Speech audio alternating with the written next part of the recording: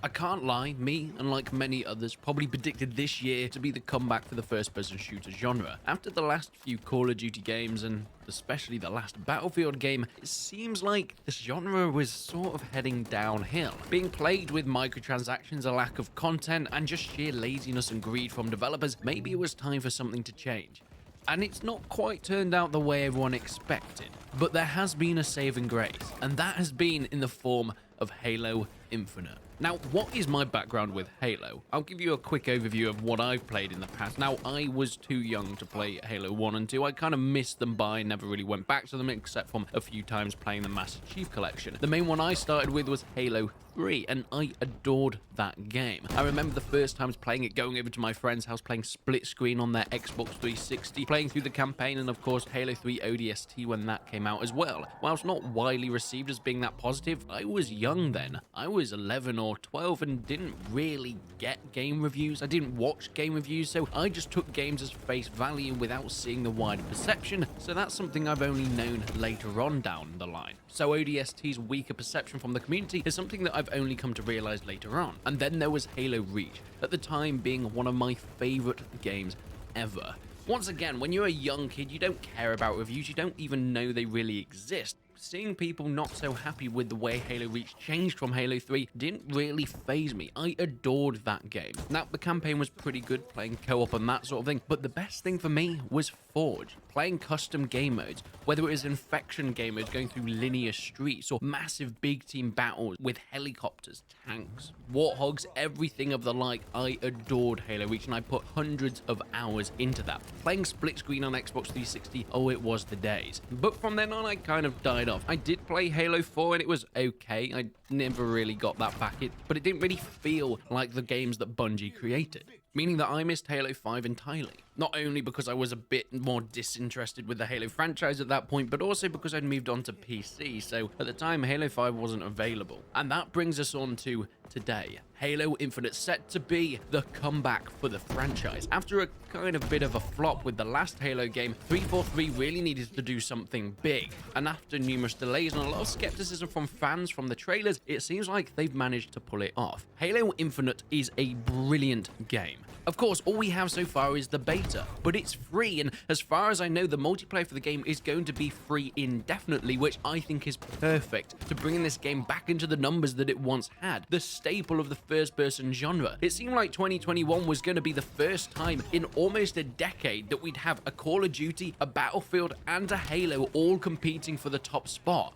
And who would have known that Halo Infinite would come out in front? Call of Duty Vanguard, let's be honest, a bit of a disaster. I have played it, the campaign is completely insane, it does have its fun moments, but it's Call of Duty, and I don't really care for Call of Duty. It's stupid arcadey stuff that isn't really my cup of tea. Battlefield I'm more of a fan of. Battlefield 4 is a fantastic game, and along with Battlefield 1, but as soon as it got to Battlefield 5, with all the controversies that came with that, and of course the ability to run across the map in the matter of a femtosecond, it felt like such a wishy-washy, floaty Battlefield game. But I was excited for 2042, and I don't hate it.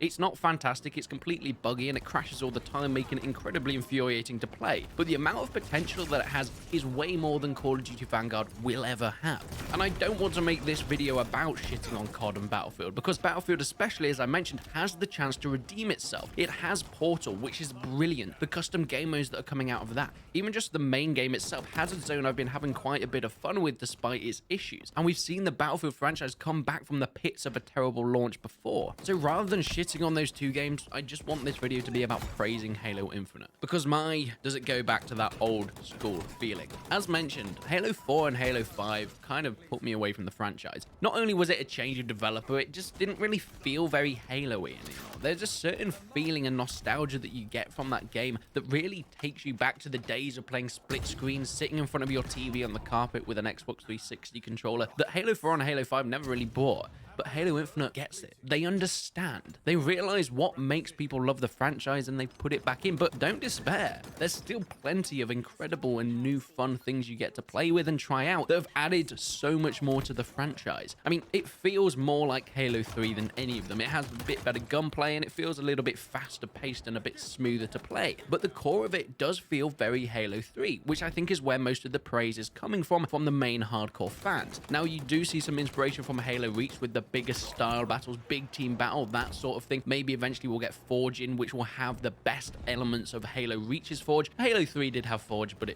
it wasn't all that great. But the aesthetic does look way more like Reach, especially when it comes to maps and things like that. But the gameplay itself is incredibly old school, and I adore it. They have done a lot of changes and tweaks with all the guns. I mean, things like the BR is incredibly different to what we saw in something like Halo 3. It's not the powerhouse of a headshot rifle that we once saw. It is more of a basic assault rifle that you will be using and is good at mid to long ranges. But even things like the assault rifle now. The assault rifle in Halo Reach and Halo 3 was always just the gun you started with that you wanted to get rid of as fast as possible. But Halo Infinite actually makes it fun. I have to say, with the longer kill time, you might still be emptying a clip and a half of your assault rifle mag into someone, but just the sheer handling of it, the sound it makes with that thundering assault rifle damage going into the enemy player, it feels beautiful and it makes you want to use it. Every single gun has such a unique feel and they make you want to use them. Now, don't get me wrong, there are some weapons that feel completely overpowered compared to others, such as Covenant pulse rifles and things like that, and the spike gun is a beautiful cacophony of a massive 50 cal bullet firing itself into a Warthog, sending it flying. I love the vehicles that we've been able to play in the free beta. The Wasp specifically is one of my favorite, having the hover feature, meaning that it's kind of easy to take up Banshees, which were kind of the biggest threat of Halo Reach. The Scorpion tank is back. Unfortunately, it's really bad to drive. It is terrible. Reversing is almost impossible in that thing. I really hope that can be fixed because the Scorpion tank is a brilliant addition that came back from Halo Reach, but I'm really hoping that they make it a little bit easier to use. Warthogs are as fun as always. Having someone in the gunner, having someone riding on the side, being able to hijack vehicles is back, and it is so much fun. Or kind of infuriating when the enemy team does it to you, but hey, that's just part of Halo. So vehicles and weapons aside, how are the maps? Well, the maps are fine. I mean, we've only really been given a limited amount what we can test so far, especially most of the time when I'm playing big team battle, there's only 2 or 3 that you'll really get to play. Don't get me wrong, they're a lot of fun, but personally, I would like to see something a little bit larger scale. And I think that's just going to come with Forge, inevitably, when people start making their custom stuff, which is really what I'm waiting for. Forge is the thing that excites me. Bringing back those custom maps that made Halo Reach so enjoyable, and I can't wait to see what the future holds. So for now, Call of Duty and Battlefield have lost the FPS war. I think Battlefield has a chance of clawing back some of its fan base, and it is still incredibly played. Whilst it is really badly reviewed, I think a lot of that is jumping on a hype wagon to tear something down.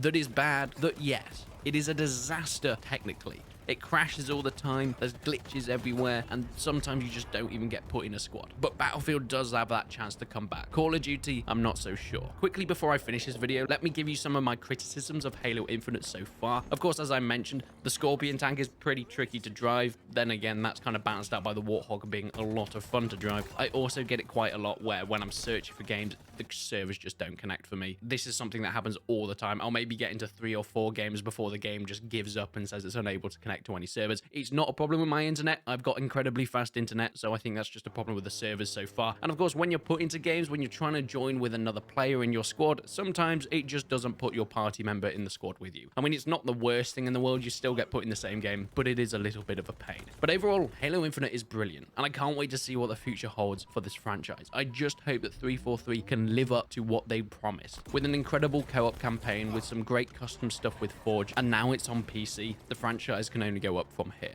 So please, let me know what you think. Leave a comment down below. Do you think Halo Infinite deserves the top spot between the 3 FPS games of this year? And do you think Battlefield could potentially claw it back eventually? Please leave a comment down below. But leave a like on the video if you enjoyed it. Leave a dislike if you didn't. But until then, I will see you in the next one.